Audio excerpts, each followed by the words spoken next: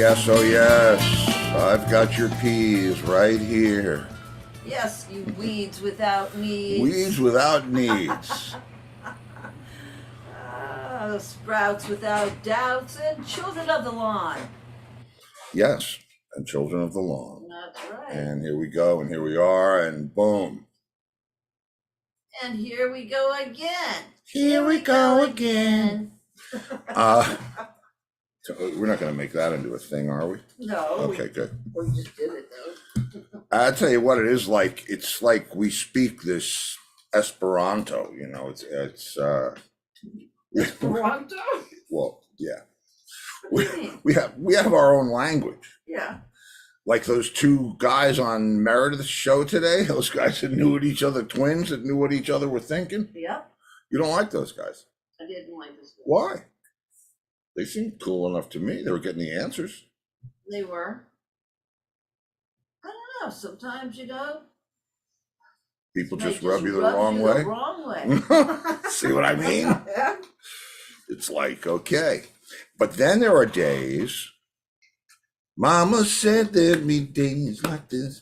Then there are days where we couldn't complete each other's sentence if we had a pencil.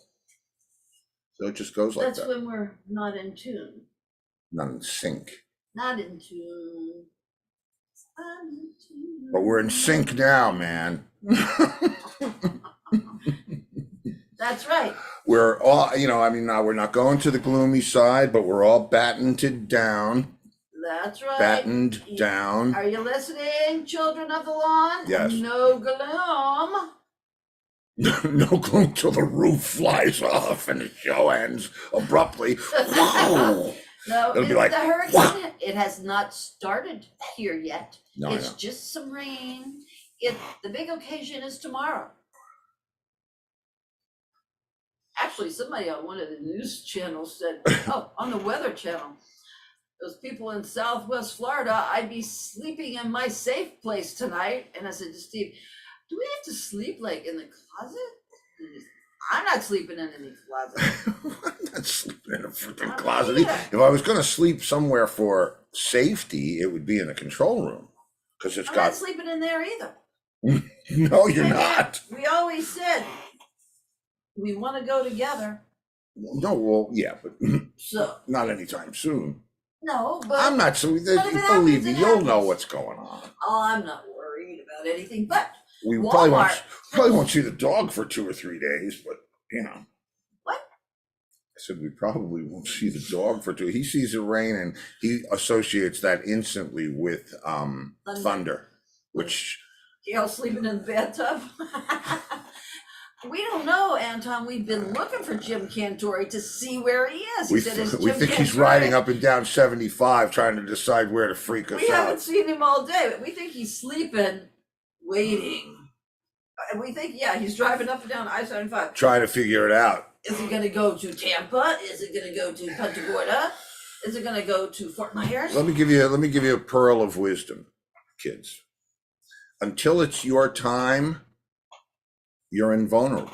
Well, Kitty now, who is in Detroit, Bam! her weathercaster was doing the weather on the beach in St. Petersburg. Uh-huh. Mm-hmm. Well, Let me tell you, we are watching the news today because that's all it is on every channel. And all of a sudden we see that our house is in the area that's under mandatory evacuation. so we're not here. But we've never Come been get here. me and make me leave, bitches. Now, all right, explain this to me. The shelter, one of the shelters, Yes. is Dr. Larry's hospital, right? No.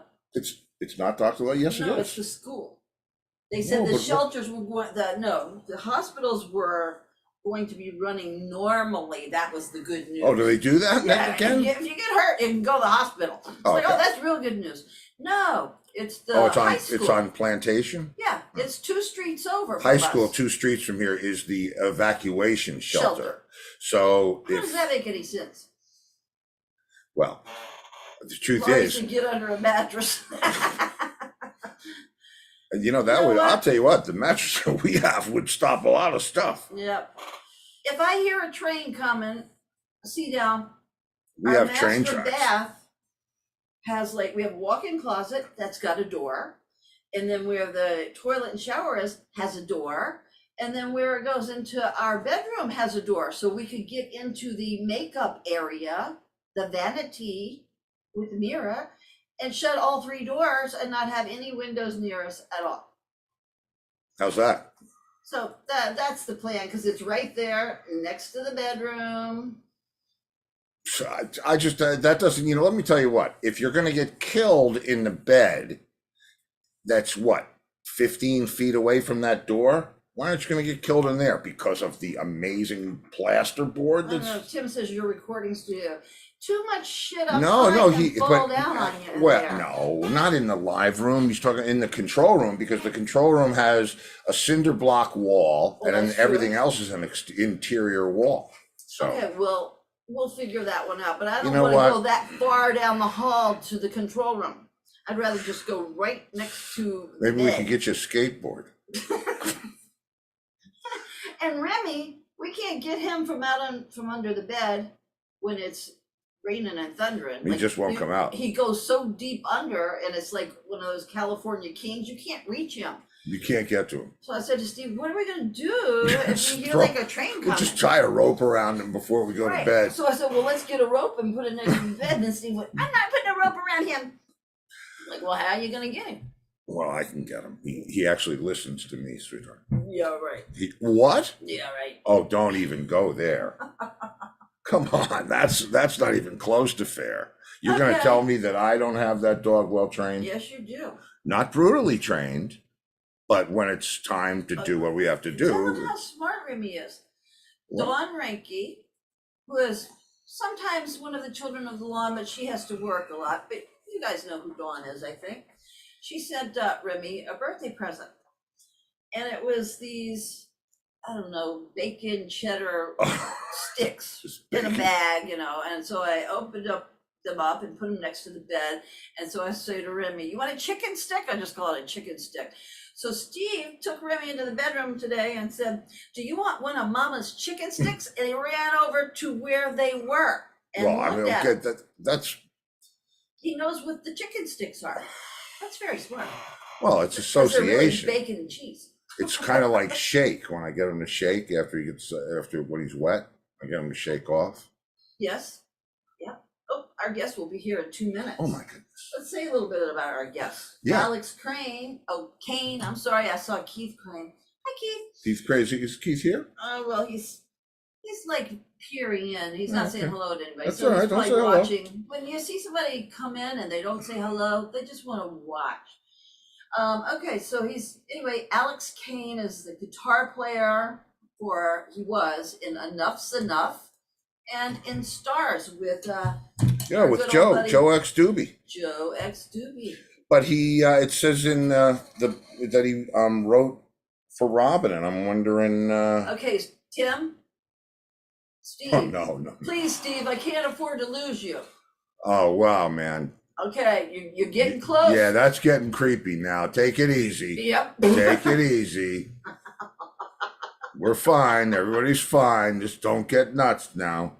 Let's go crazy. Let's get nuts.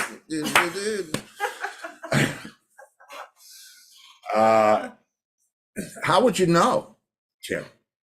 That's right, Tim. No, don't ask him that. No, I He'll don't. go I'm not gloom. asking He'll him. get even gloomier. Don't worry about it. Like I said, till it's your time. So, Gail just doesn't want to lose the power. Us either, but we are prepared. yeah, we're prepared. We went to call Walmart it today. we They call called it glamping Glamping, that's right. because you have the phone, We have no a- problem, and if if you're lucky enough to have the internet, well, that's amazing because chances are, if you lose the power, you lose the net.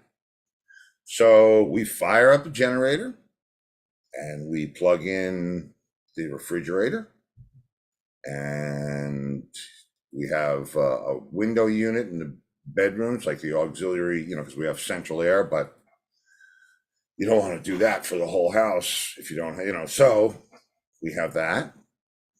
Powers the TV, a DVD player, and what, a lamp? What else do we run off the thing? Charge our phones? What else do you need? That's about it. TV, refrigerator, Mm-hmm. a lamp. And we've got that wireless phone stuff, so I just go on YouTube and get all that stuff. So we're, well. Well, Kitty says there's a restaurant in Tampa and they're not evacuating. They said they never do. The spirit protects them. The what? Oh, Tampa. They're way into voodoo. not voodoo. It's not. No, it's not voodoo. And it's where's the place that I ate with Larry? Ybor City. Whoa, that's haunted, that one. Yeah, but it's a cool place. And Larry knew all about it. We went up there. Larry's from Florida. Yeah, but well, kinda. But he's not. What do you mean, kinda? We went all the way up there to do the radio thing with Isn't Xander. Larry from Florida? Yeah, he's from, well, kinda. Chicago, by way of Chicago.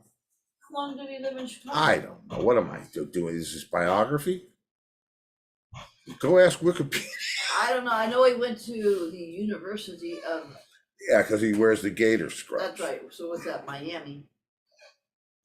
Think about that. I'm guessing that. Gail, Kitty, she wishes she remembered the name of the restaurant. I wouldn't go there, even if it was a friendly spirit. No. They can follow you home, Yeah, they can.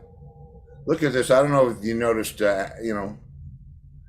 Angus got himself hold of a pretty clever little app there, so you guys can expect to see some fantastic cinematic genius. Hey man, he's in it. And some stuff from Angus too. No, this is all good. This is all good. No, you do a nice job, Angus. Okay, now Anton Jutner says his neighbor has a generic generator. Every time the power goes out here, it makes me jealous that all of his lights are on. That used to be us in New York. Our neighbor had a snowblower. And every time there'd be a blizzard, he'd be out there blowing the snow. We'd be shoveling. Shoveling, man, like till you get that burning in your throat, Blowing the snow. And this guy's just out there, and you see these plumes of snow, and man, we would get pissed. And So then I feel you, Anton. to compound that, we were on the side of a hill. I mean, we were on the side of a mountain. Yeah. On a hill, just like a birdhouse or a whatever, tree house. And so we had to shovel out the driveway, right? And we could throw it over the wall because there was a wall around us, it doesn't really matter. But the point of it is I would shovel out the whole driveway, get the car ready to go. And driving a car back there in those days was like a video game in the snow.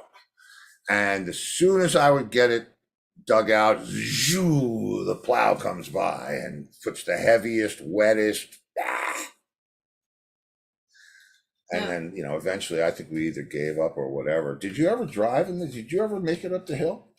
Don't you remember I had to once, and that's what I was trying to remember. And the house where you turn, that yellow house where it had the rhododendrons, I put on the brakes because I was gonna getting ready to run into it, and when I put on the brakes, it was launching me like I was gonna plow into this house. And then I remember Steve had told me, take your foot off the brakes when you're doing that. I did it, and it stopped me. But that was the only time I did it. I'm not doing that anymore. Here we go, kids. Oh, okay. Party time. This must be Alex Kane. This would be him. Come in. Oh, they can't hear that, right? No. Who? Yeah. Hey, how you doing, bud? Good, man. How are you? Pretty good. I read your bio. Let me just preface anything by saying this. So when Okay. all right, a man who knows. Good. I like that. I can tell. Absolutely knows. Sure. I saw Xander in your bio. Yeah. I'm like, oh my God, I'm going to be asking him all the questions. This is, the idea of this is just it's us backstage, or us in the green room, or us on the bus, or us in the hotel. It's just a conversation. You can ask as many questions as you want. That's the idea. I never wanted it to be an interview show. It's that's too, this is two guys talking shop. Yeah. I'd had remember when he did the solo album in the early '90s, I believe it was. Yeah, yeah. I'd already moved to LA with my band, and I'm from Chicago, so I've been Cheap Oh, Trick so guy. you. From I was 12 when In Color came out. You know what I mean? So it Okay. was like hormones, rock and roll, Chicago boys, doing it different than anybody had done it before. So I mean, once that flare went up into the sky, you know. So anyway, I moved out to LA once Cheap Trick had ruined my life and made me decide to be a musician. And I was playing with a different guy before Life, Sex, and Death, and then we had a meeting at Interscope, and that's where they told me, "Hey, you know, we're looking for songs for Robin's album, and blah blah blah blah." And I'm like, you know, I was already kind of thinking, like, which of the tunes that I wrote for this guy can I just give to Robin? Yeah, I believe me, been there, and that's cool. Did you get on the record? I'm hoping you did. No, I did not. I did not. It made it to the final cut, but he made more of a pop album, and I had I'm a rock and roll guy, so I'd given him a little more, you know, like the heavier side of Cheap Trick rather Yeah. than the more power pop side of Cheap Trick. Mhm. But I think that his album was aimed at more of like a mainstream power pop, which I mean, I'm from Chicago. I fucking love power pop. I get it. You know what I mean? But, you Sure. know, when I don't know, I probably was like 25 or something at the time.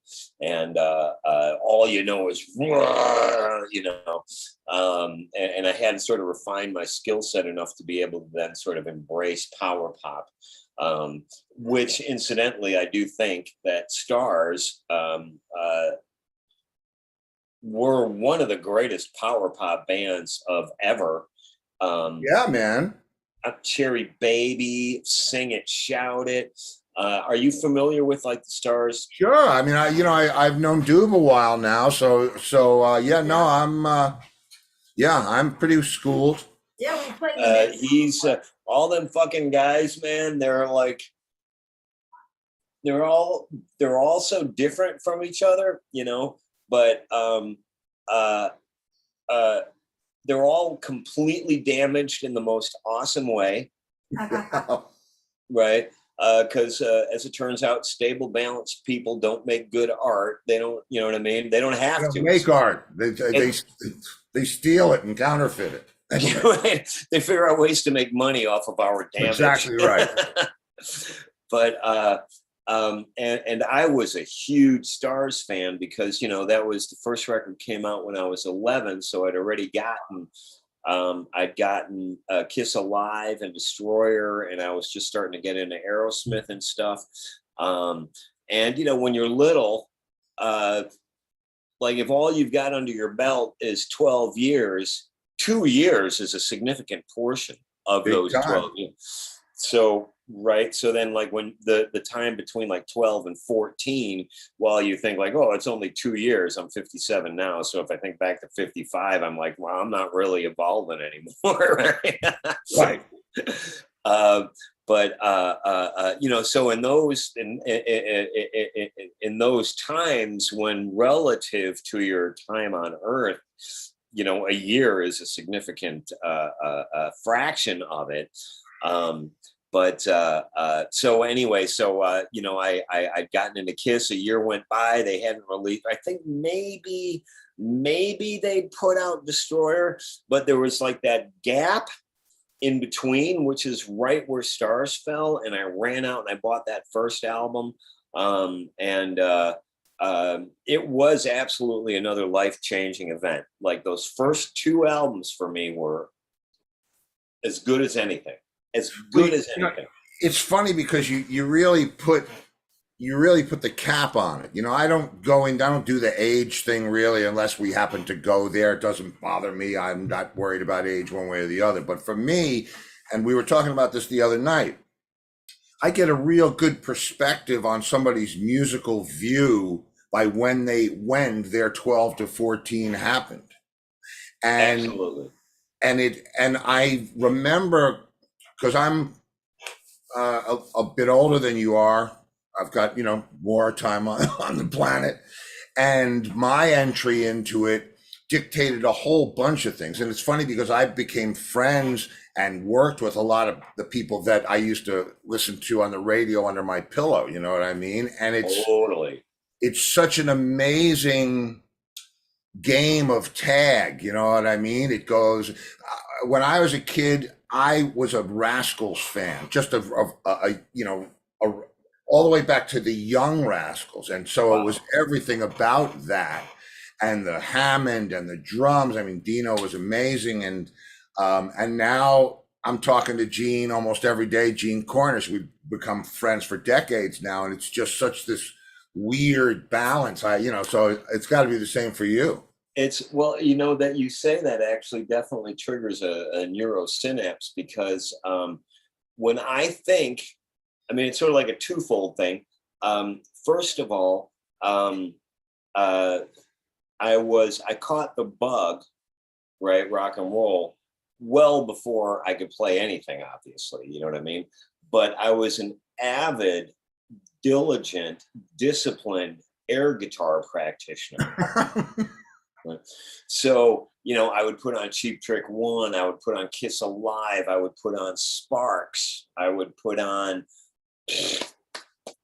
unbelievable band. To this day, still ahead of their time. Yeah. They're like the New York Dolls that didn't all die. Yeah. Right. Yeah. And I'm being glib about it, but I mean, I'm a big New York Dolls fan. So I don't mean that in any way being dismissive. It's just, you know what, if real Dolls fans would understand that night and day. So if we can't make fun of our dead friends, who can? Right. Believe me, I'm having some pretty good fun with a dead friend of mine recently. So as long as it's not sexual, bro, that's where I do. No, man, no. He's in an ashtray, so there's no fear of that. Yeah, I would actually like that. I would like to be strewn into an ashtray. Just, you know what I mean? So, or like Keith Richards did with his dad, where he smoked them, and only Keith, you know what I mean? And that's the other thing, like, we sort of briefly touched on the age thing, and this is a tangential statement, but Mick Jagger's fucking 80 years old. Really? Wow, man, that blows my mind. Keith snorted his father's ashes. Well, yes, no, you're right. She's right. She's right. You're right. So then I want to be smoked. Yeah, okay, and hey, I'm with you. Trust me, that it's a weird thing. That is, I mean, cremation is a weird thing. Yeah. I had never seen it happen before. Not that I was in there, stoking the grill or anything. But, hey, you got a lighter? this one's out. But when they, it's a closed casket thing, and in England, it's like really, it's just extra weird just because it's England. And there it is, it's right there. And if you're in the front row, which we were in the front row, and they're playing the music and they're saying the stuff, and the music ends and another piece of music starts and the little curtains open. Yeah. And you can see the flames. And you can see, you know what's in there. You can see the flames. And the thing starts going in, and the music is like playing, a little conveyor belt. and the curtains close, and see you later. Yep. That's it. Yep. Wow, it was the most, it's kind of shocking too. Well, I have I don't have the direct experience of seeing it, but my mom, who's needless to say older than me, she's in her 80s now. Part of the reason that I'm Jagger's age. Yeah, well, that's what I keep telling her. No bullshit, dude. Seriously, I'm like, Mom, you're 6 years younger than Mick Jagger. Let's go for a walk. Come on. Start me up. But part of the reason that I'm in Phoenix right now, and that I'm sort of being a little more select as to the touring work that I take, she lost her husband to cancer after 3 years fighting it. and he and I were not friends at all. I'll just say that. So there's no, I mean, for my mom liked him, so I tolerated him, and he was We kind get of it, man. We get it. No, right. no, Okay. we get it. So anyway, so I got I got my age appropriate dancer girlfriend in LA. I'm in like 70 different bands. I'm on tour all the time. So like a relationship that lasts 5 years, they've only really seen me for 2 because I'm always gone. So it takes them that much longer to realize when I say, this is how, who, and what I am. I don't feel there's anything broken. This is what it is. Okay. You got to be who you are. And then, of course, the wrong girl hears, oh, I can fix that. And I'm always, up until recently, actually, I've been, because none of the relationship have lasted, but, they're fun and, and whatever and all of that stuff. But I'm gone all the time previously, pre-pandemic. So you don't really get to find out that I was deadly serious when you're not going to change me. I've been playing guitars longer than you've been alive. Okay. And when I put the guitar in the case, it doesn't complain if I play another guitar, and it stops making noise once it's in the case. And you know what I mean? And it's a self-perpetuating inspiration machine. You get out of it what you put into it. So anyway, so I had the whole thing, and it was all great. And I'm always on tour and stuff, living for my whims, you know what I mean? In 2019. And then one night I checked my voice messages, which I do infrequently, and there's the distressed message from mom. At this point, 79 years old, in tears. I can't take it anymore. I'm losing it. I told my girlfriend, I go, hey, I got to go out to Phoenix right now. Mom's coming apart. I got to go do this. Unfortunately for the relationship, she immediately viewed that as a threat. And my litmus was, whoa, this guy's actually standing up for his mom. He's driving to Phoenix in the middle of the night to make sure that she's not in trouble. So I would think, as far as estimating my character, I would have passed that test. You know what I mean? Because I did what was the right thing, rather than like, well, I'm just going to sit here and smoke a joint and pretend I didn't get the call or whatever. So I do the thing. I drive out there, and, and so then now I'm helping out and blah, blah, blah, blah. He's in hospice. I know he's going to go. Mom doesn't, you know what I mean? So, but anyway, then I realized, so he passes. Mom's got a 16, 15, or 13 at the time year old dog who's in the other room. She got Alzheimer's now, so she can't take care of him. So he's my best buddy. But the thing is, if I leave for more than 2 weeks, I might as well just shoot him now and get it over with, because these guys can't live without me. So the patience and the lack of selfishness that I've been forced to begin to learn has been a huge learning curve. And it's also taught me so many things that I always thought were liabilities. You know what I mean? Dude, in our line of work, it's like, oh, you didn't learn the songs? That's fine. Take your time. We'll wait. Like patience is a cardinal sin in rock and roll, where it's like, show up, be on time, know your fucking shit. If we can run through these songs one time, that's all the better. I wrote them 20 years ago. I don't need to do them for 5 hours. Bring your A game. Okay. And then you work from there. That's how, the rock and roll thing works.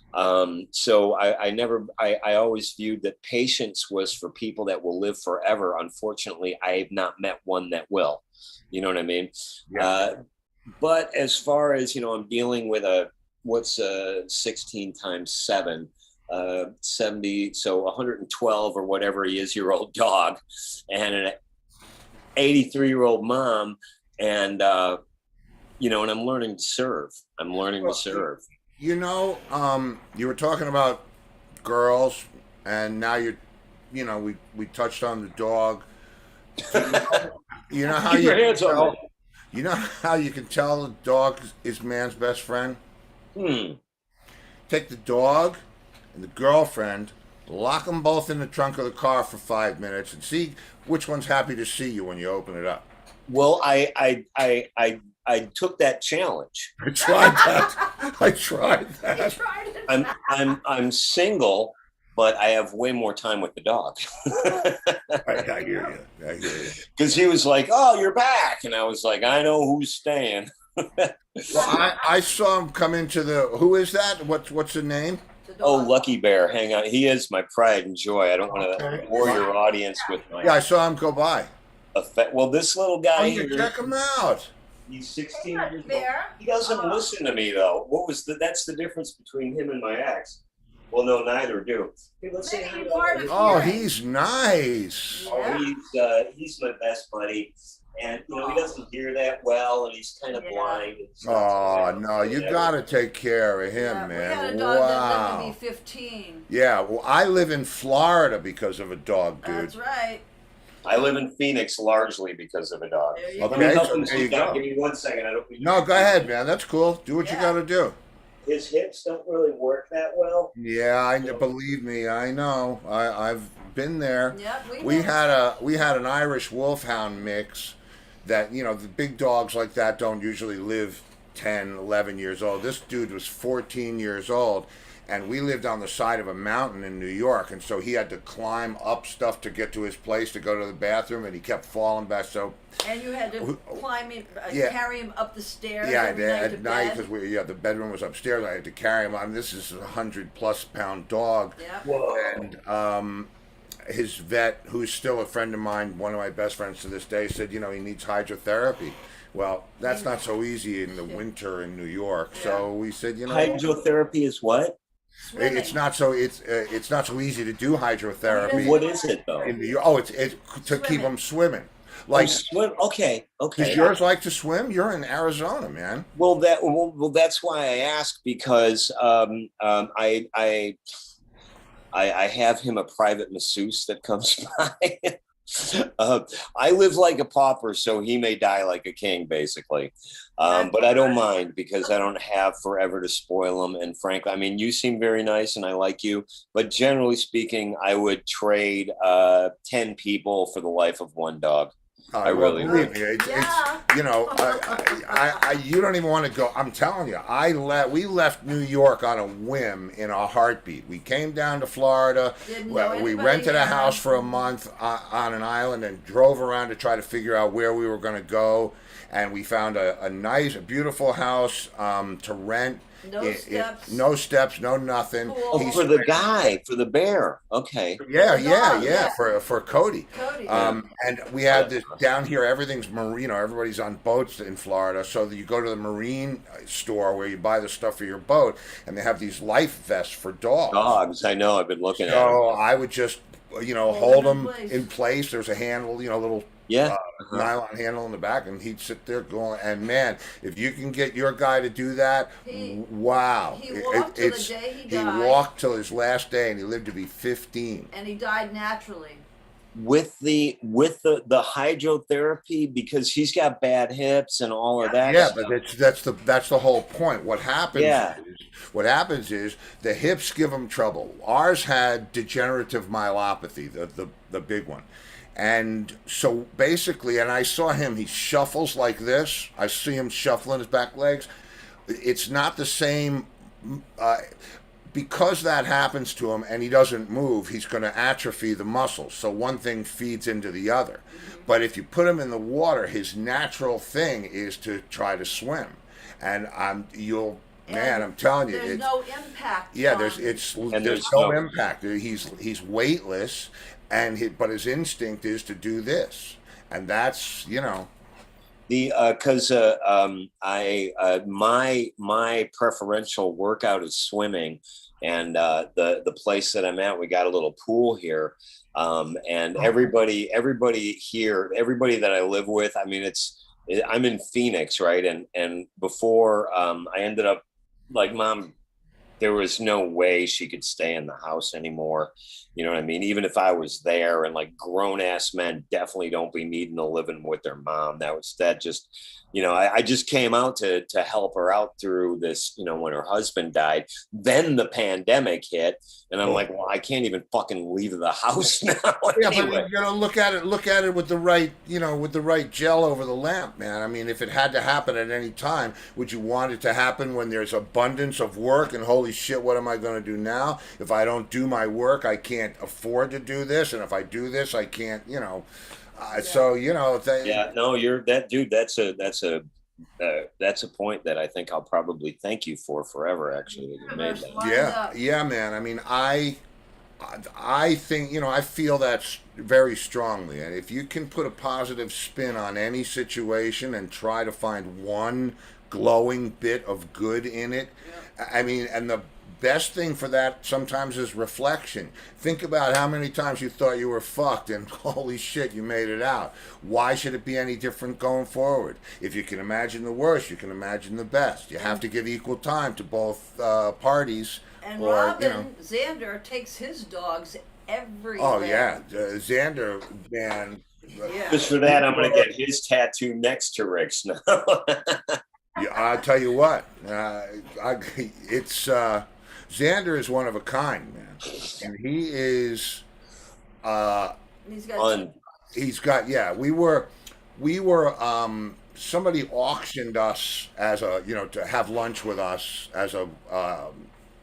Because we were working, we had the band together, the Xander band together.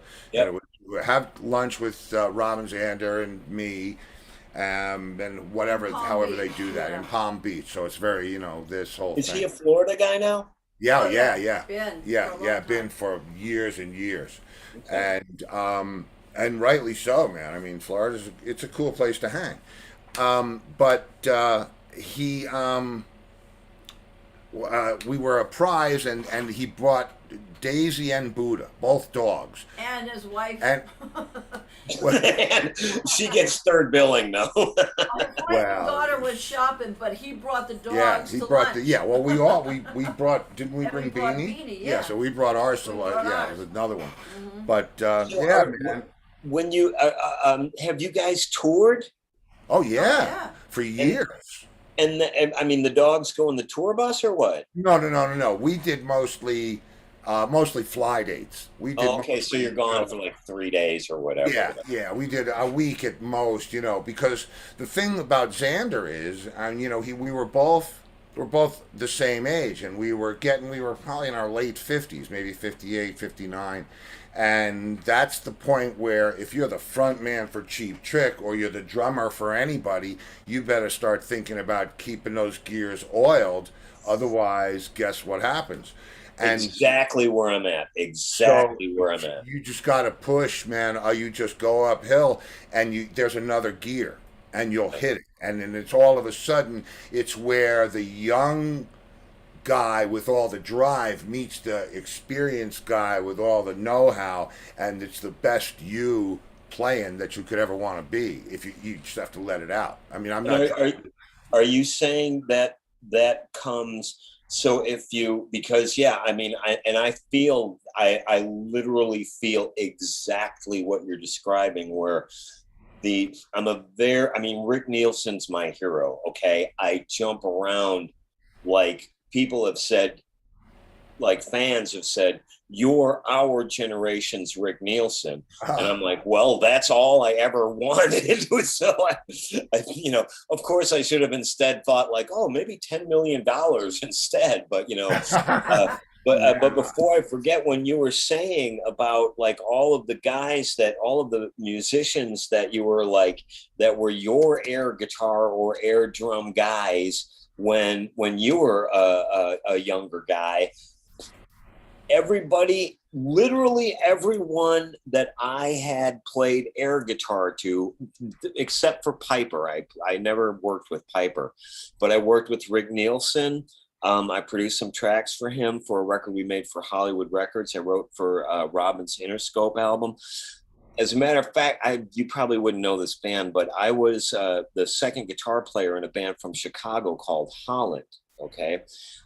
Michelangelo Badio with the Yes, I know that. Yeah, because I know Michael because he's a Dean artist, and I'm a, and I did a commemorative bass with Dean, and I a D drum guy, which is their drum company. Oh, I didn't know that was their drum. Oh, Oh D yeah, drum. yeah. It D for used to D. be. I mean, they spent 5 years just trying not to be that cheesy electronic thing. They bought this company. They make such beautiful gear. It's almost like boutique gear. And But they're in Florida too. yeah, they're in Florida too. So Because anyway, Dean was Chicago originally. when Yeah. Dean, what was his name? Not Zelensky. Zelensky. Is it Zelensky? Man, Yeah. Then Elliot talk about Williams just bought synapse it. firing. Yeah, I know. Yeah, Except you Elliot. don't want people to know, brother, because then they're going to start expecting clarity forever. So God. one of the things, no, well, you're a drummer, so they would. Yeah, so I got a pass. I got a little laminate. Oh, wait a minute, I dropped it. But I used to play air guitar before I started playing to Ramones albums, right? And literally I've worked with every single living Ramone, and I'm going to do the CJ Ramone. Yeah, all of them. That's Marky, cool. Richie, CJ. I'm going to do CJ Ramone's farewell tour next year. Wow. Contingent on my fur-bearing and less fur-bearing family. I mean, that does factor in. But like CJ isn't going to go on tour for 6 months. You know what I mean? It's going to be like, okay, we're going to do a couple of weeks, and then a couple of weeks, and then I'm okay. And I'm very, very, very, very fortunate where I stopped dating girls and I dated a woman now. Wow, what a concept. I married a girl who turned into a woman. Did I? Yeah, no, almost. You're on the way. Couple of more lessons. It's going to be fine. Yeah, and we've been married 38 years. Yeah, that's Lori. In case I didn't introduce her, So you, nice to meet you, Lori. Is it Lori? Yeah. Lori? My very first girlfriend's name was Lori. So I have PTSD right now. I have to end this. Okay. Well, let me tell you what. Deservedly so. Right. Yeah. There No was I forget, there was one name that, like, I dated a couple of girls with the same name. I'm sure that it is like me blocking that name off, but they were all fucking crazy. Every single one with that name.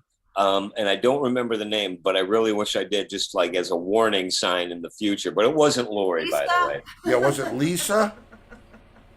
It could have been. Don't name your daughter yeah, Lisa. we always say, because we know a lot of crazy Yeah, we know some Lisas. crazy ass Lisas. And we always say, don't name your daughter Lisa. Fortunately, so far I've managed to avoid the only thing I've really been responsible about, to be honest, is avoiding responsibility.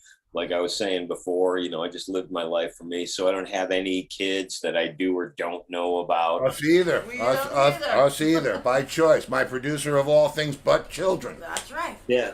Okay. Right. Gotcha. And you know what? I mean, not to bum anybody that's got kids out, and like a lot of my friends, everybody's like waited a little bit. Like if you're a musician, you're not.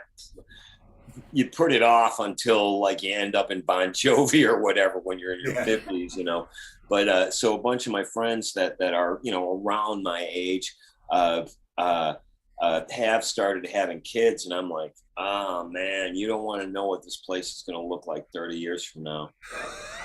Well, you know what? It's not. I think that, to be fair, I mean, we never had kids. We never wanted kids. No, neither one of us. We We practiced, wanted like we dogs. still practice, but we never. It just wasn't. We couldn't be. Are you getting any better at it though? Oh yeah. Oh, yeah. Hell, yeah. We're starting to. We have to increase our insurance now. You know what? Straight up, and I don't give a shit who fucking hears this, but nowadays, because like when you're 18, you're like, oh my God, this is amazing. What is this thing I've finally partaken in, or 16 in my case, but so then you do notice, like particularly post-pandemic, because I was always on the go, working out and everything, and gigs, and an hour and a half of sweating and cardio a night and everything like that. No bullshit. I gotta fucking do yoga before I go fuck nowadays. You and Sting. Well, and that, you know what? I didn't even think of that. And Hey, I mean, come on, that's all right. there's an argument for that, obviously, and he is because that dude's like in his 70s and he still has sex for 4 hours. I'm Yeah. like, first of all, I ain't got. Yeah, you know why? Because he can't find his way to the bed. Where are you again? I can't see. I can't my hearing. It's me, Sting. Oh, Yeah, but look at fucking Mick Jagger, man. What he had he got I mean, it's creepy, but I mean, it's all like he needs the tax write-off. I get it. But like he got some Brazilian model pregnant like 3 years ago or whatever. Like not three, that would have been right before the pandemic. But you know, like in the last decade, he had another kid, you know, and Yeah, but is is that for the right reason? You know what I mean? And I'm not going to. I don't think a tax write-off is any reason to have a child. No, but I mean, no, but do you really know that? maybe the woman What I wanted mean- a child. Yeah, but I mean, Mick. I don't know. I have this thing of what fatherhood is, or should be, or was supposed to be. well, I'm from a divorced family. You know, my father left when I was young, so I don't have that classic Leave It to Beaver dynamic to draw on. And I could, hey, you're a musician, bro. You didn't have to tell me. there it is. There it is. I beat things with a stick for a living, and that's not too bad. So, No. hey, listen. I'll tell you what. We played with some of the greatest players in the world. We've been in some of the rarest of situations. The whole idea of this show was to try to, because nobody's in the dressing room. When the guy comes in the dressing room that's not supposed to be there, all the conversation shuts up. Zip. Yeah. And I think, I had a friend that I would take on legs of tours with me, just to kind of give him the look of things. And we'd be sitting somewhere and not even realizing that we're talking the talk. And my friend, I wouldn't call him a civilian, but he's not a musician, said, man, it just to listen to these conversations, it's so unbelievable. And I'm thinking to myself, what's he even talking about? Because you and I are just, if we're talking about a fret job or a blow job or whatever it is, I mean, it's what it is. But and we have our own speak because we live this life. That's the whole point of me doing this show was not to have Robin on, who I'm sure I could bring him up and say, hey, Robin, come on the show. I mean, I've had Buck Dharma on, and I've had but it's about Unbelievable guitar player. Yeah, great. Unbelievable.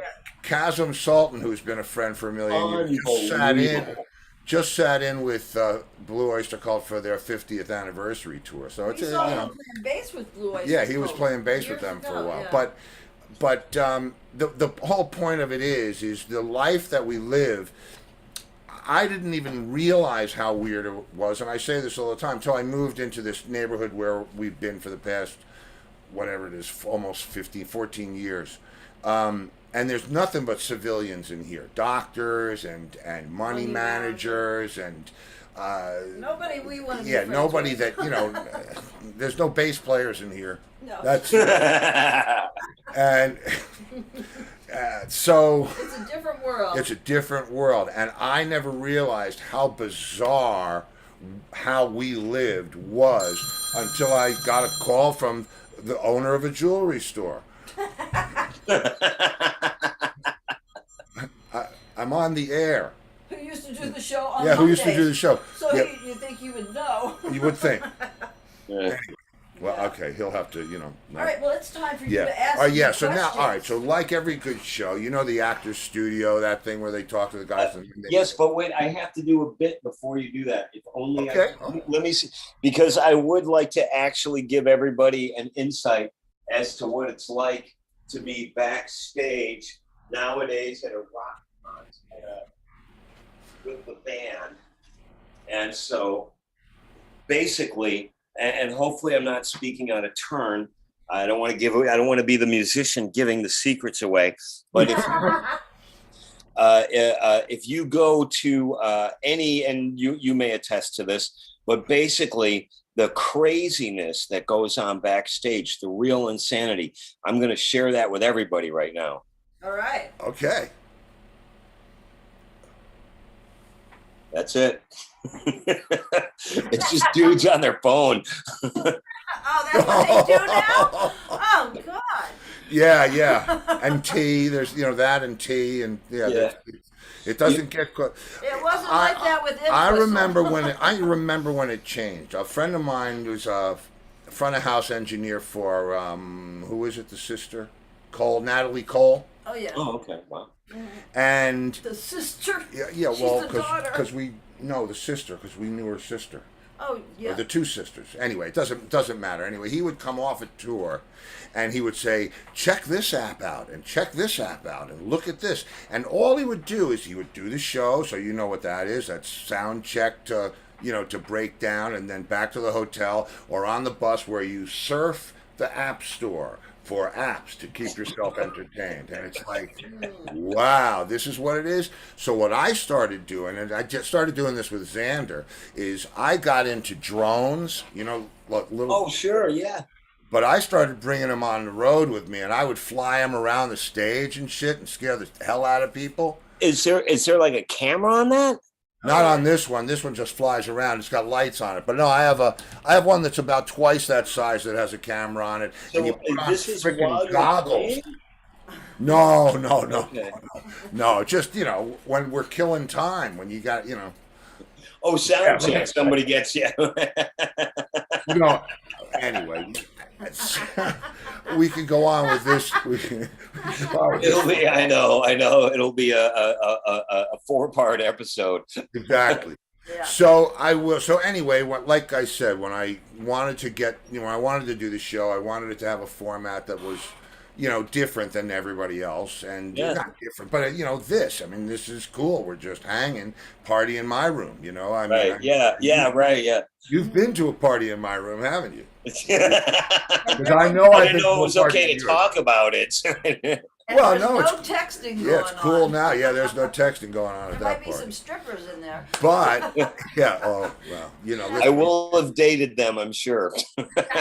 trust me. I spent a week with her one night. But that was- Oh, anyway, so I came up with this very clever way of concluding the episode, because that's what it is. It's an episode, and it's to be continued at any time.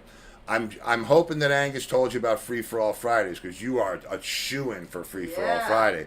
Well, Anybody who's ever been on the show is welcome to come in on Friday night, same time, same link, and we just talk about We the have people from all yeah, we have over. people from all over the world coming in. Guys are backstage at Madison Square Garden setting up for this. Wow. Oh, it's a freaking trip, bro. And we could always use Arizona in the mix, so bring it. We got guys I'd from love to. Aruba. We have one with the bass player from the Good Rats comes in from Antigua every Friday. So I'll make sure that Angus gets you the And we have link. the guy in Costa Rica that comes. Yeah, right. When we have a guy in He's Costa Rica. showing us videos of sloths. It's fun. So Friday nights, man. There's that. Okay. But now, you ready for the questions? Yes.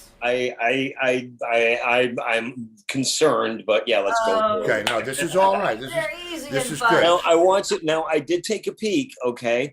So I do need to preface this by saying I had this Cheap Trick tattoo well before I knew you.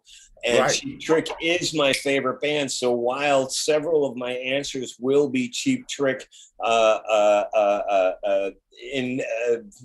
oriented, it's not so much because of you, but because I can't get enough of Cheap Trick in my life. So Well, let me give you some interesting Cheap Trickness.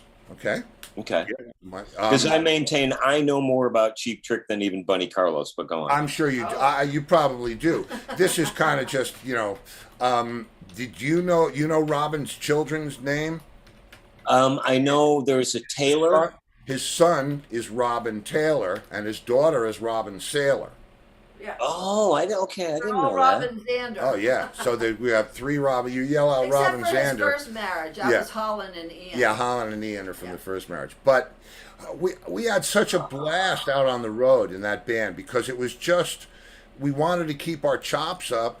And this is the thing that I'll tell you that you wouldn't find out any other way. Robin, when he warms up, He says, "Look, I got to go in another room because it's just too loud." He goes into a room and screams like his At the limbs are top being. of his freaking lungs, and I'm like, "What?" Yeah, he does. And man, But then he goes sings amazing. and sings his ass he was off. singing Does like he still desperate- smoke?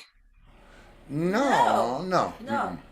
Because No. up until like, I mean, I don't know when he stopped, but he was smoking like, I would see him, like Rick's taking a solo or whatever, and then Robin would be off stage smoking a Marlboro Light. And I'm like, Yeah, this when he- fucking guy sings like fucking this and he's smoking? Well, he had polyps removed, and that's what I think made the difference. He's supposed to 'cause join every he, now and he then. was scared to death Oh, how could he not be? of the throat thing, man. So he You know what's interesting? And again, I like Cheap Trick has literally gotten me through hard times in my life because they were everything. They were on the cover of Rolling Stone. They had the #2 album with Budokan right behind Thriller. And then the wheels came off the wagon in no time. And they went from playing 3 nights at the 15,000 seater to doing 3 nights at the 1,500 seater. Right. And so it was up and down, peak out, blah, blah, blah, blah.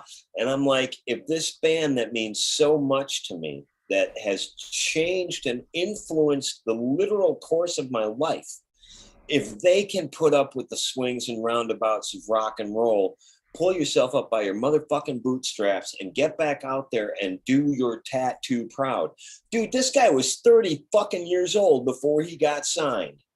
Mm-hmm. And did you know, speaking of Rick, did you know that he wrote a book based on John Entwistle's guitar collection called Bass Culture?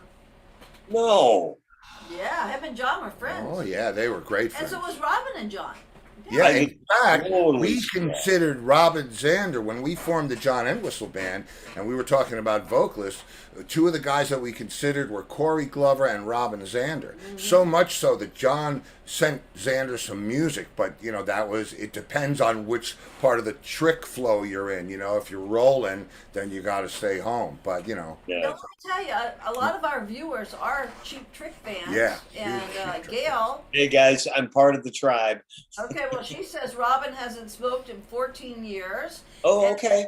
Yeah, Sue says 14, Buddy so Carlos- 2005. But then still, like, he's like 67 or something like that now. 70. 70. Robin's 70, so that means that Rick is pushing 80. Yes, it does. Rick is 10 years older than Robin. Yeah.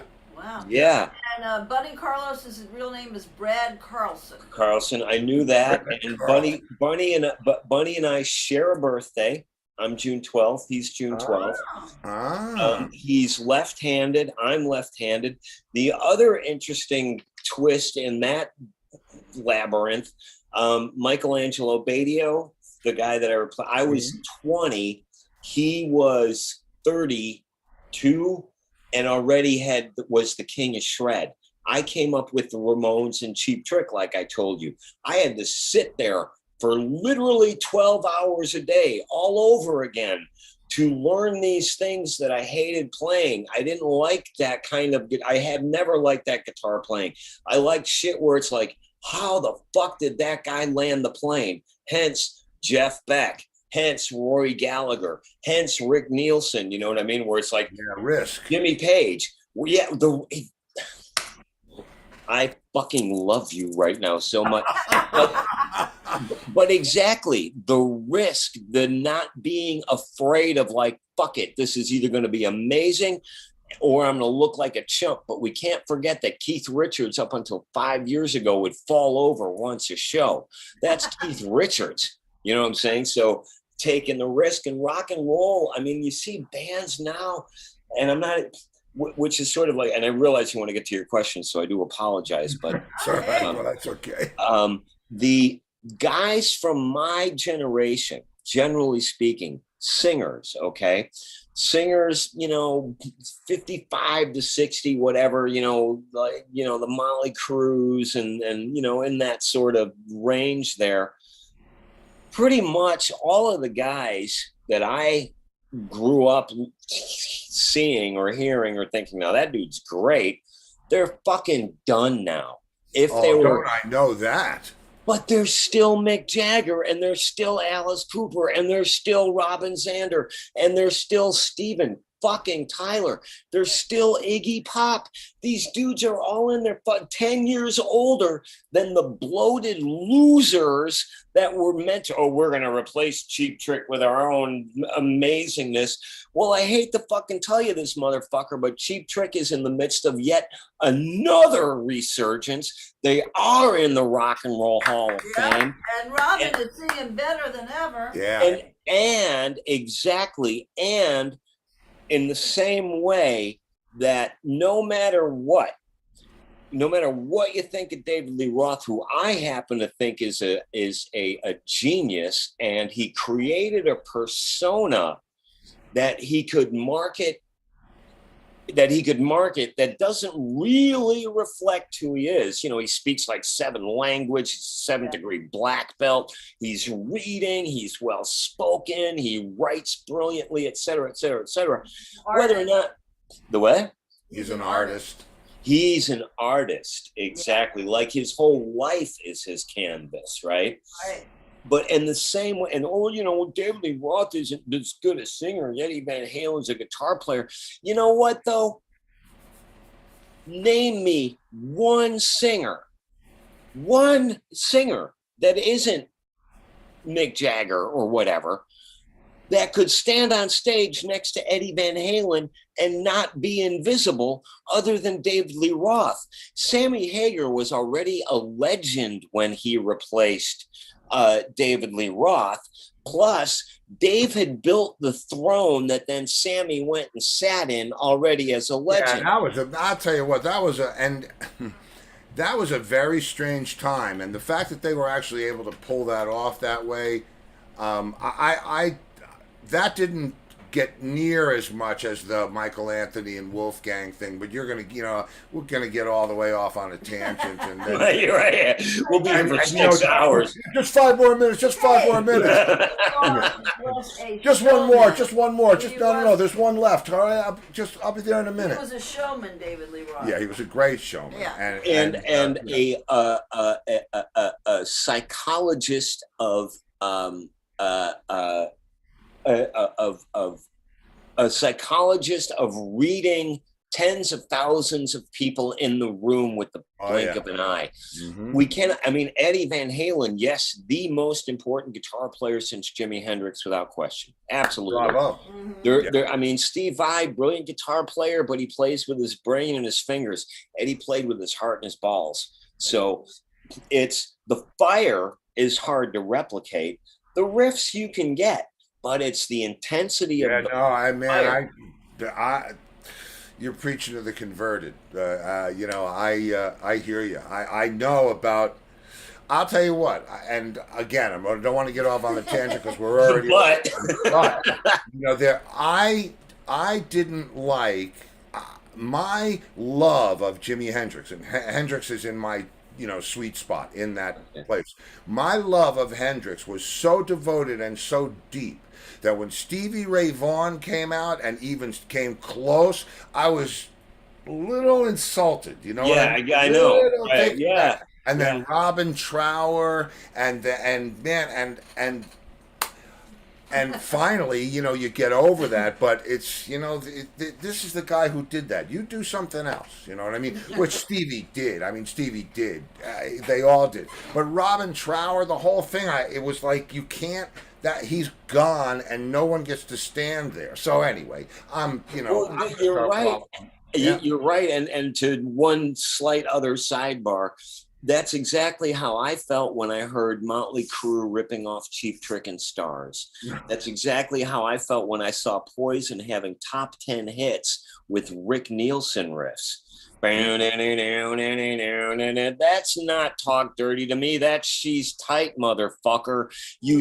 I had to do that song with the drummer, and we got these jams in LA before the pandemic and stuff, and so it was Talk Dirty to Me and maybe Nothing But a Good Time. I don't remember what the other tune was, but you know, and so part of the thing is, particularly as you're playing with one of the main dudes that was in the band, you got to get the solo right, you know, out of respect for the everything. Right. So I definitely would go out of my way to make the solos perfect. But when I was learning CC DeVille's solos, I could learn them in 15 minutes. They were all Rick Nielsen riffs that I'd learned 25 years ago.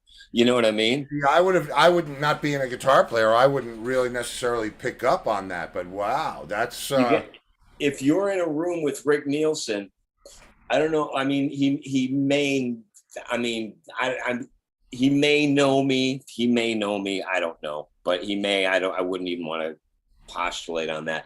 But if you said, what guitar player has stolen more from you, Alex Kane, notwithstanding,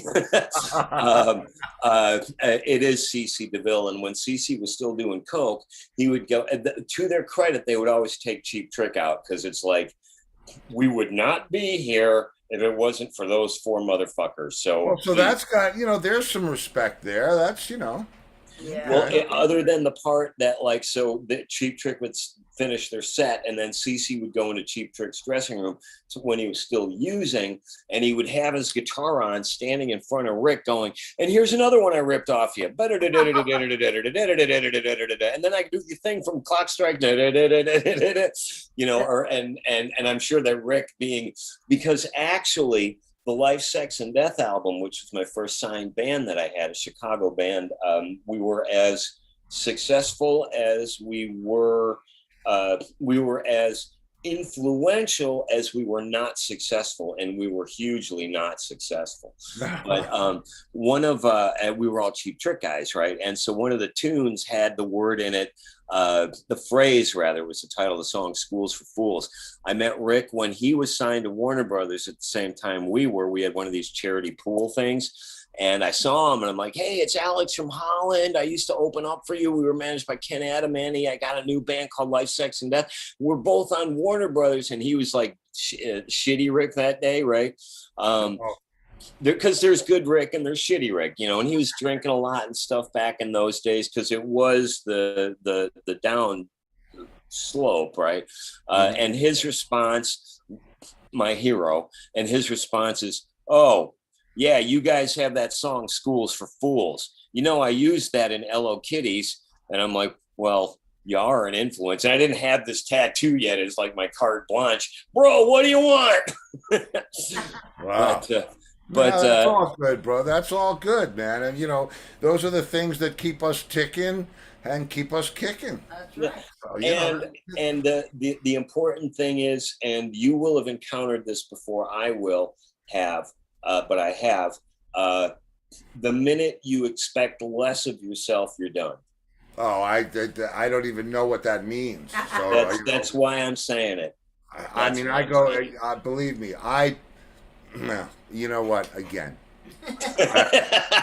that'll be when we're face to face somewhere, right? Or around the bar. Well, the viewers are saying that you should do a part 2 and come back. Yeah, we should do a part 2. I'll have Angus put together part 2. Yeah, they like you, and you would be great coming on Fridays, and they do. They want you back. They like you. I will legitimately send you money if you can get Robin on, just so I can go, "I love you so much, I would do anything to be your friend." I'll send him some money too. Well, you know what? All I can do He'll know who I am, though. He will know. Robin will know who I am. Like you know what? Sorry, God, I keep doing this, and this will be what part 2's for, but this will be the last sidebar, I swear to God. At those jams I was telling you about, one night they invited Robin down, right? Again, I'd written songs for a solo album. I'd been managed by Ken Adamany, who used to be their manager in the band Holland. He'll definitely know the band Holland. Yeah, because his daughter's name is Holland. Right. And I don't know if there was any, because Tommy Holland, who was the singer for Holland, always took credit for that. "Well, yeah, Robin named his kid after my last name." So I don't know. But Tommy was amazing. And I'm not saying Tommy was, ironically, Tommy was Rod Stewart meets Robin Zander. He was like an amalgam of the two.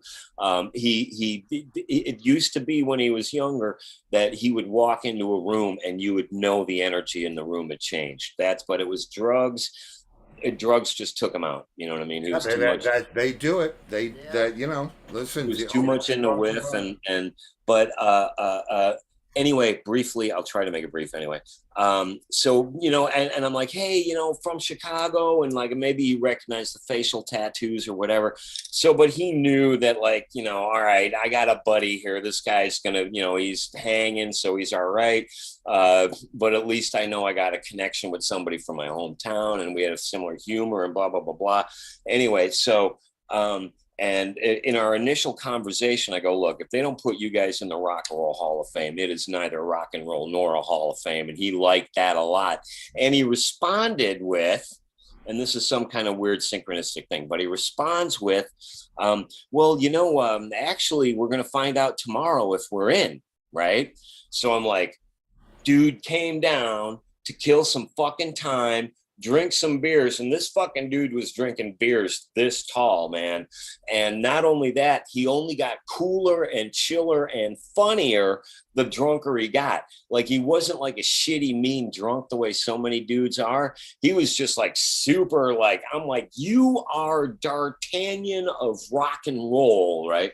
So anyway, I go and do one of my songs. I was going to come back and do one or two with him. I don't remember which, but at this point, we're talking and the flow's going, and I'm like, oh my God, this guy's fucking one of the literally one of the most legendary singers in rock and roll, literally, without question, right?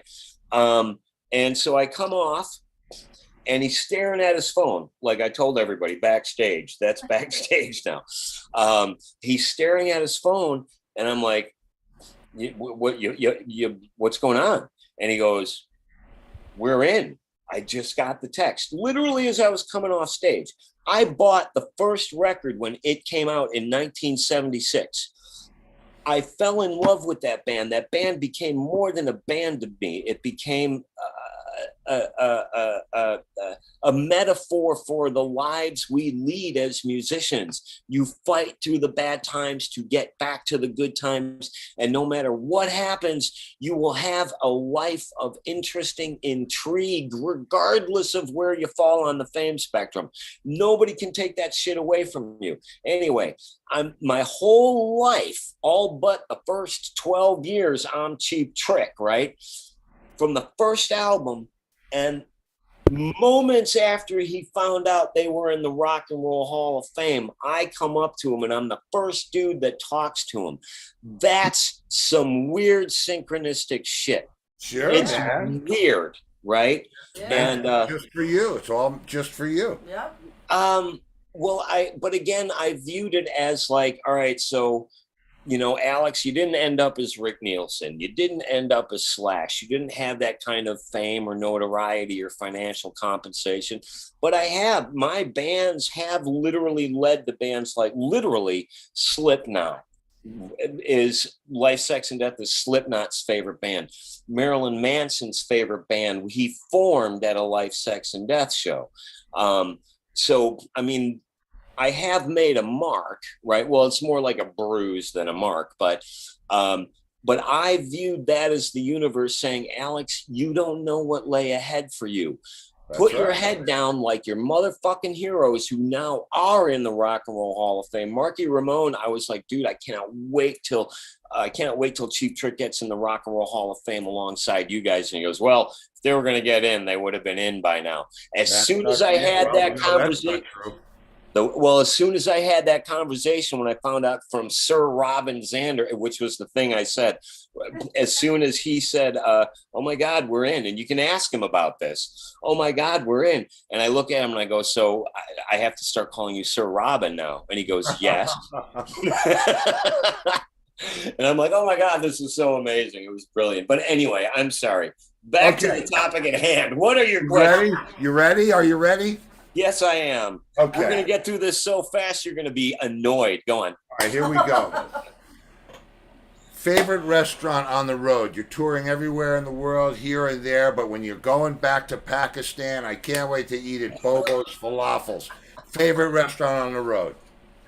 Okay, I'm not gonna say one favorite because the restaurant that would be my favorite would not be part of a chain, but it would have certain characteristics in common. It would be in an interesting populated part of town, ideally with girls with tattoos and latex clothing, but you can't always count on that. But it would be it would be a vegan restaurant.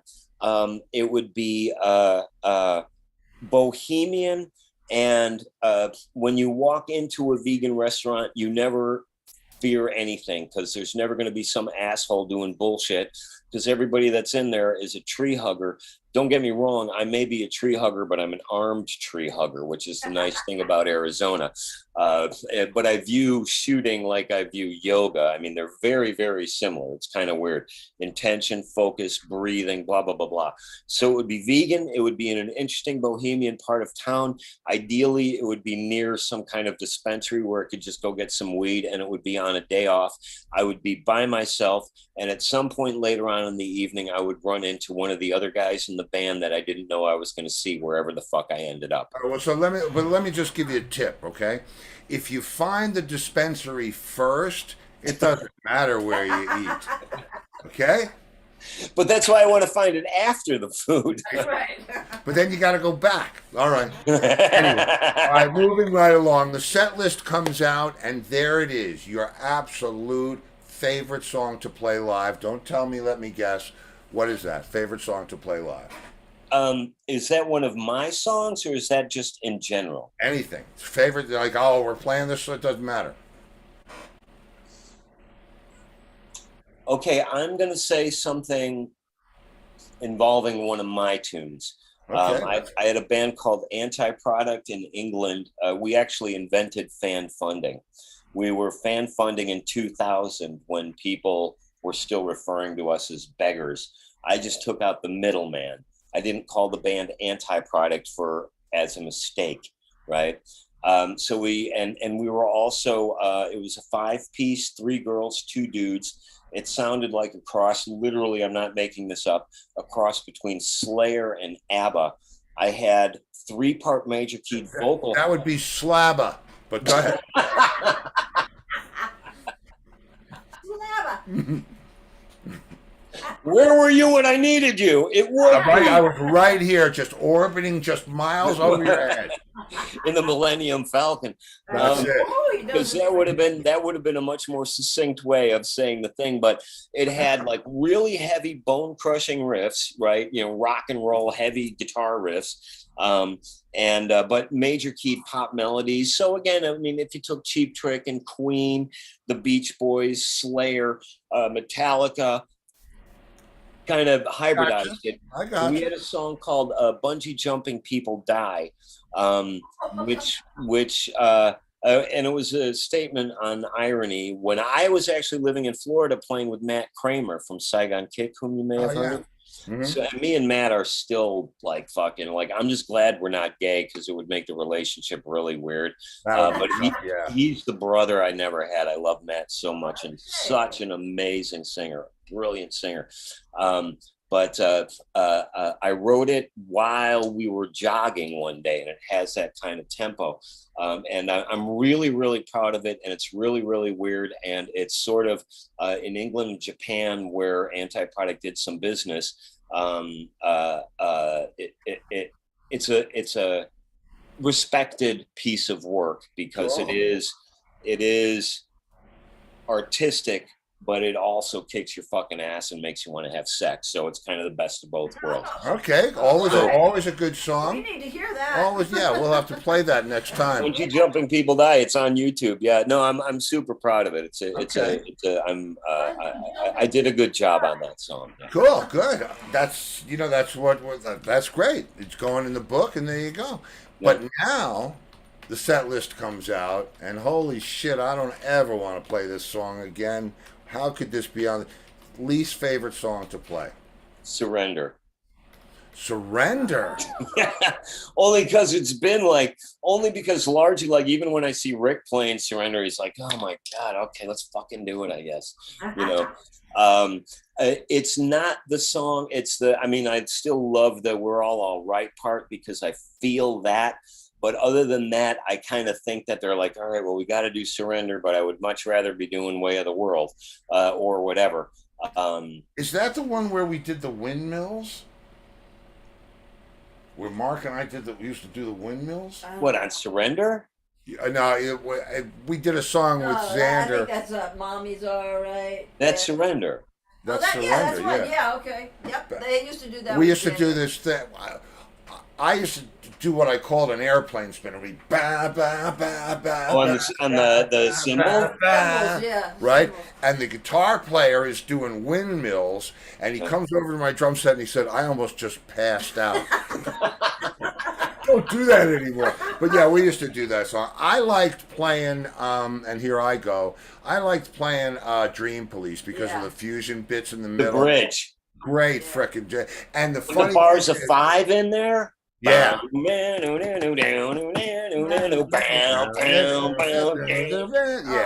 If you want to laugh, if you want to have a laugh, go look for the Robin Zander Band at BB King's sound check Party. He has me doing I'm wide awake. They go, and I didn't know it, right? And He's teaching it to him. he's teaching it to me on stage. You'll laugh your ass off. He's wearing this coonskin cap like Davy Crockett. It's a hysterical video. Yeah. But anyway, so okay, Surrender. We'll put that one down. Now here's a good one. This is out of respect for them, you know. Yeah, that's cool. Oh, hey, listen, I'm not that big a fan of playing that song either. So,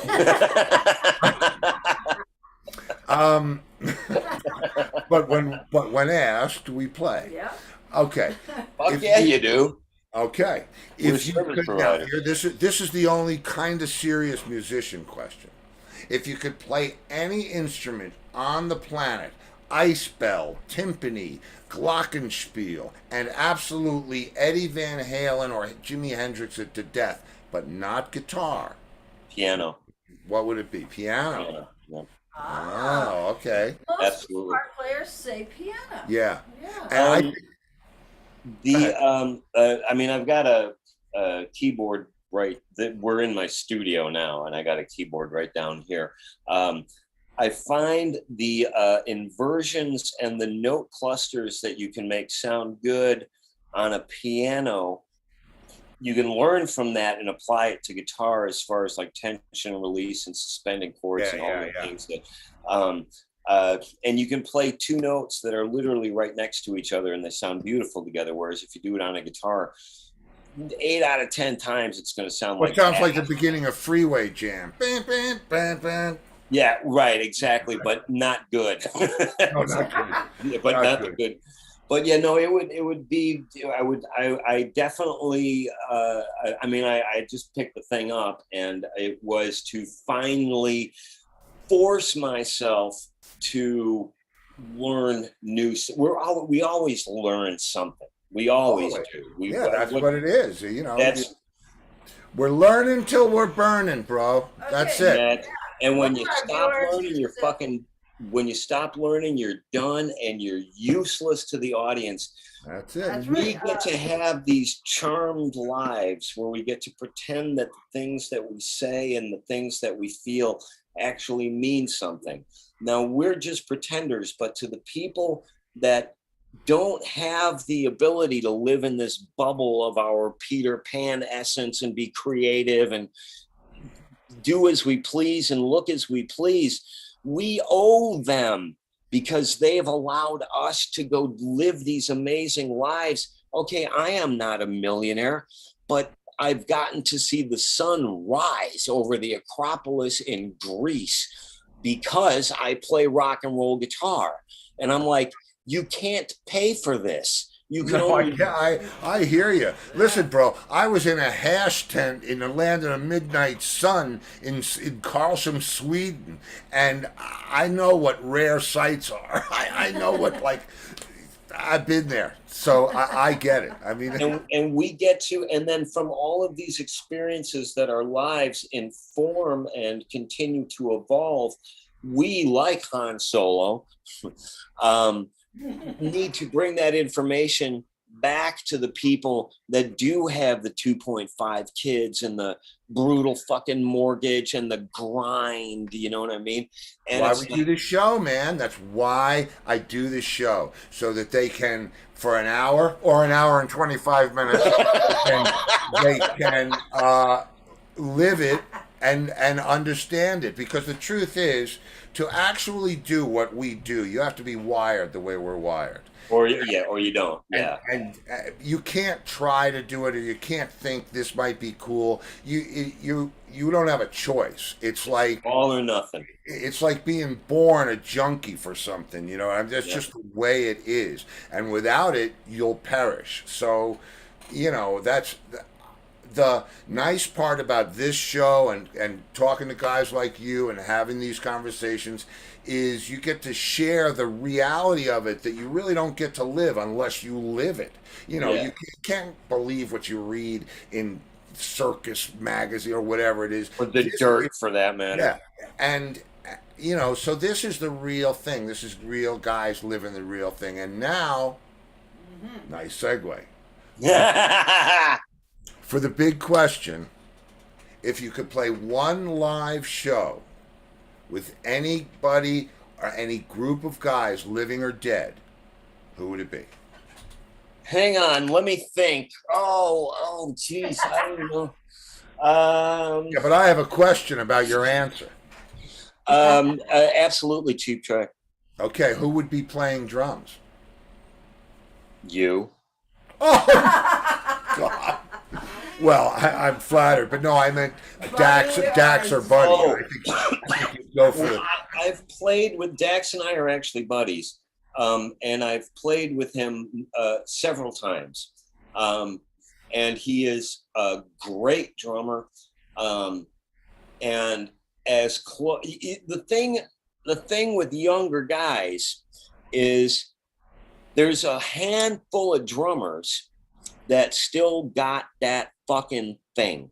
And it's Bunny Carlos, it's Brad Elvis, it's Clem Burke. I'm going to assume Oh, it's Clem you, Burke, yeah.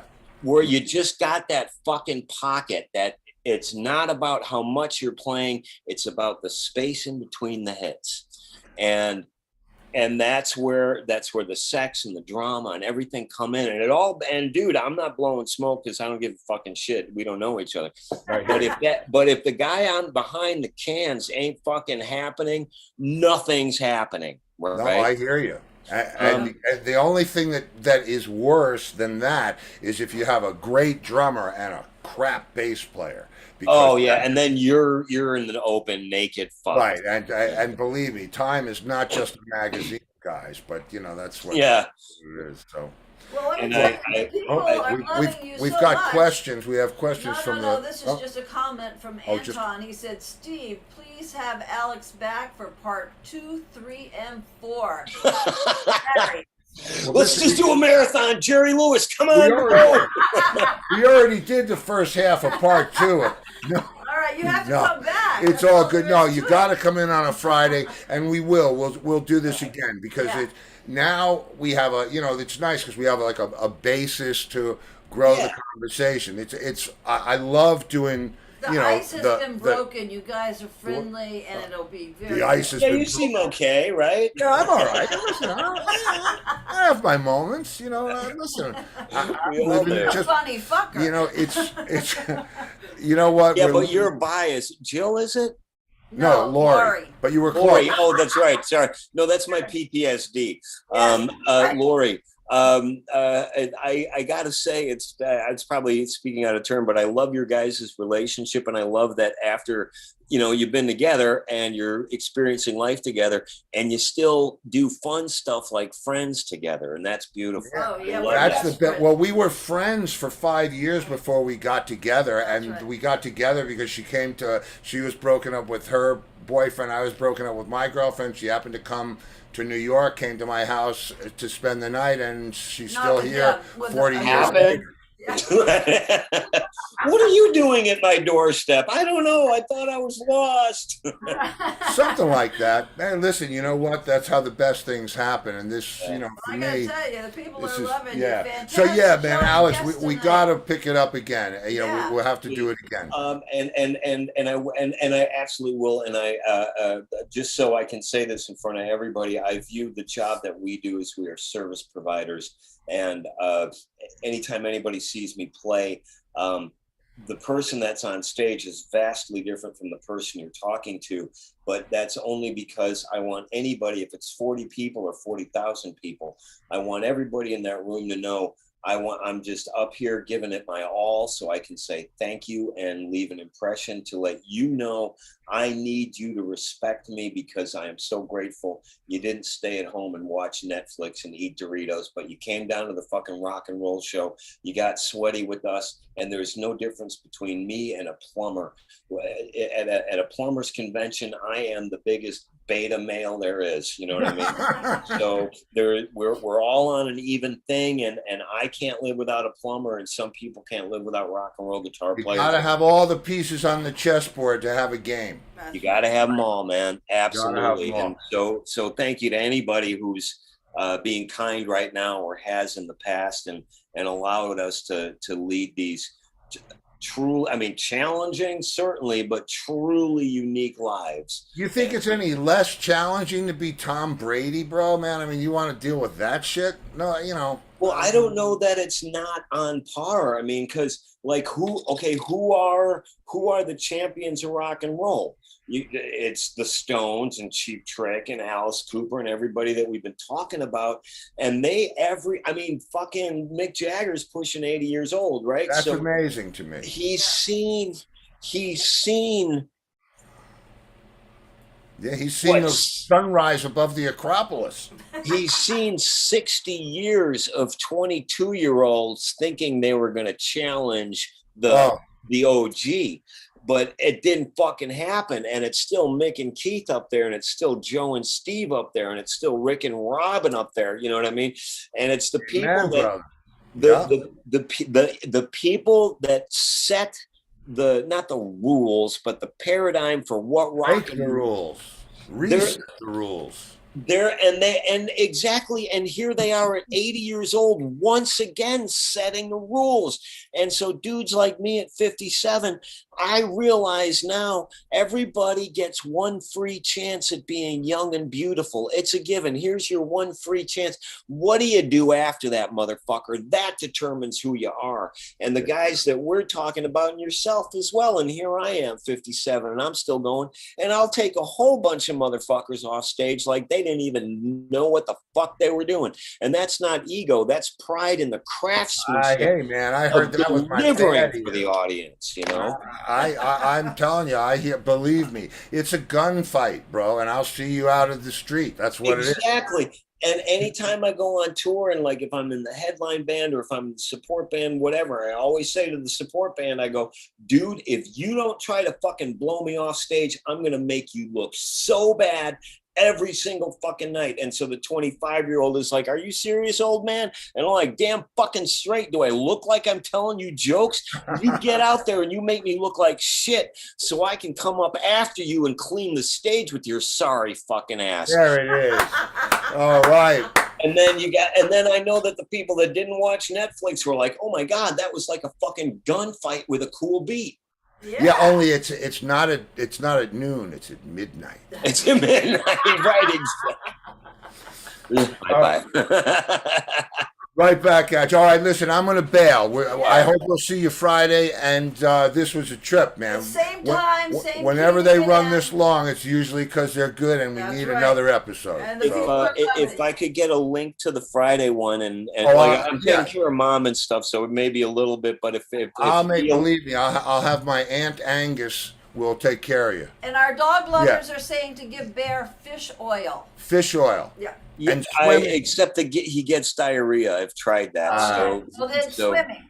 Yeah, swimming. I'm telling But you, swimming, it'll blow absolutely. your mind. It will Yep. blow your mind. Well, Getting when those when vests. we are officially actually really done, I am going to go right on Amazon and I am going to get that vest because I've literally been thinking about that for like the last 2-3 weeks. Where I'm like, Yeah, And it's got the It's handle man, on the it's the back. best. You It's can hold it in really, place. it's awesome, and he's sizable, so you'll love it. It's going to be great, and Yeah. and it'll oh, do him a okay, world I'm of going to do good. that. So Hey, we'll and be checking in on him.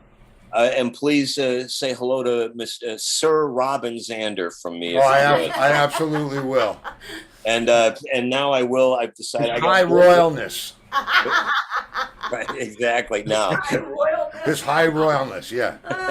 All right, dude. I'll see you soon. Yeah, come All right, in thank you very Friday, much, Alex. guys. Have a All good right, weekend, thanks for being everybody. here. Take care, Alex. We'll see you. Bye. Talk to you later. Bye.